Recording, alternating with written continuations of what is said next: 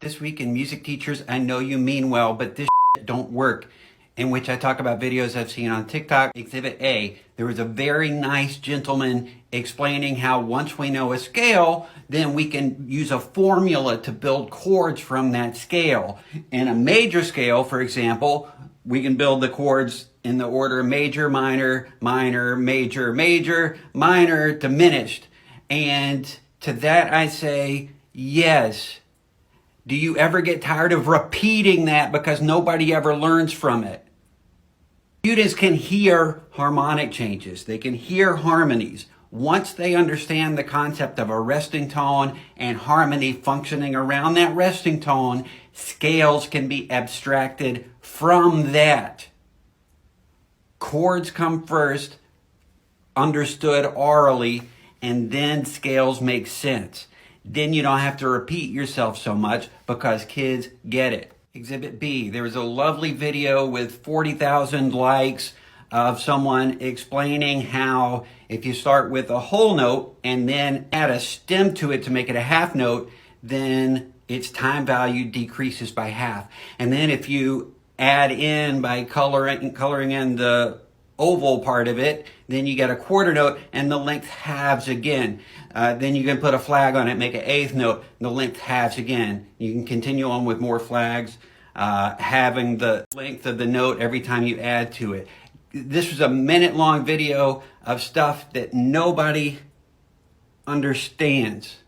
Notes don't mean anything. Rhythm means something. We understand rhythm through movement. There was no music in that video. Music won't be learned if there's no music happening. Exhibit C, there was a lady in a Zoom lesson with her student, like cringing to her students playing wrong notes on the violin. And she's saying, I really got to work on my poker face.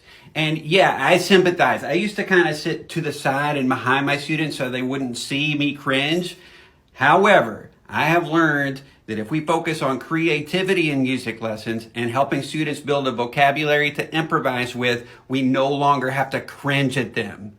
Instead, we can be surprised by how smart they are. Welcome to the second installment of Music Teachers. I know you mean well, or I hope you mean well, but the you're doing ain't working. In which I respond to some TikTok videos that I've seen over the last week or two that have gotten tens of thousands of views and likes, even though the stuff they're doing is not pedagogically sound. First, stop trying to make your early students memorize the names of the notes on the lines or spaces of the treble and bass clefs with stupid sentences like every cow eats grass in its face hole. 100% of students don't memorize that stuff accurately. And I know what you're thinking. You're thinking, but my students need to know the names of the notes on the staff. Well, yeah, they do. What you need to know is that they're not learning it.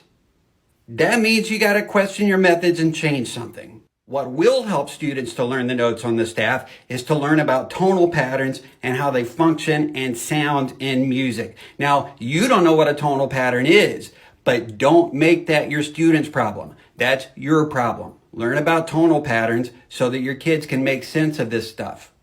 And while I'm thinking about it, what are you going to do? A couple of years after they didn't learn the note names, then you're going to try to teach them the order of sharps and flats? They're not going to remember that, nor do they need to. The next thing I'd like to talk about is those interval songs to help kids remember the sounds of intervals. They don't work for a variety of reasons. One, they usually just do the intervals going up and usually ignore the intervals going down. The bigger reason is that they only place the intervals in a specific context. That's very limited usefulness for students. Intervals sound different depending on their context in a particular piece or in a particular tonality. Quit with the interval songs. Teach your students tonal patterns in tonality context. Finally, I'd like to talk about the rhythm challenges where a teacher will show a flashcard of a notated rhythm and you're supposed to clap it and it's often going very fast. Now, if you're doing it as a fun challenge for yourself, fine. I support fun challenges. But if your goal is to learn, that's not going to help you. Much more useful would be to train your ears to hear a rhythm and then improvise with it. For example, if you hear ba ba ba, you go.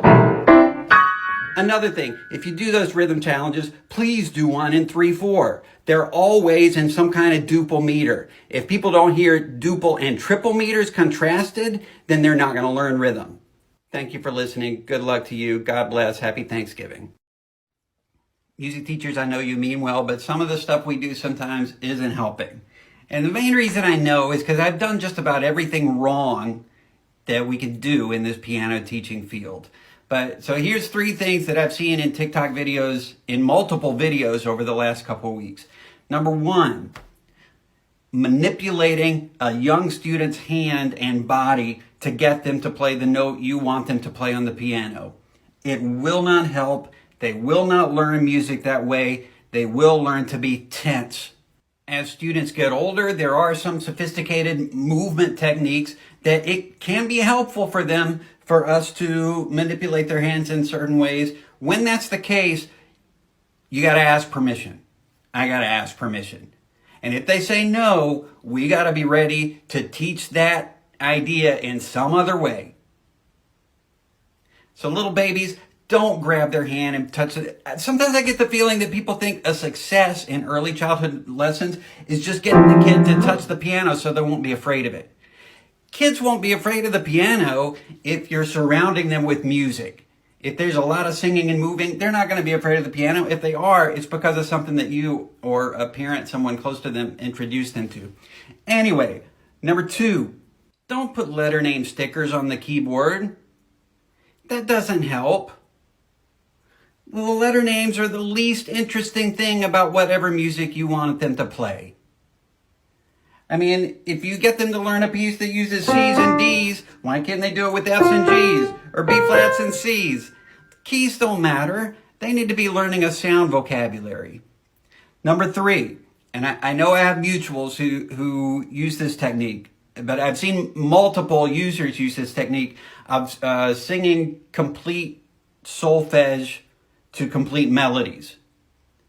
That's not going to get you where you want to be, because by the time you get to the end of a melody, you can't remember everything you've done. Solfege works when it's used in discrete patterns.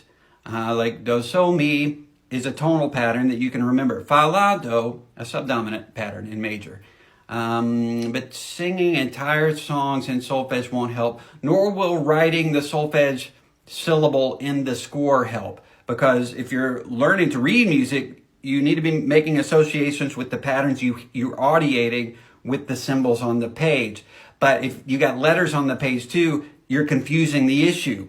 Which association do you make? To the note head or to the syllable or the keyboard? I don't know. Don't do that.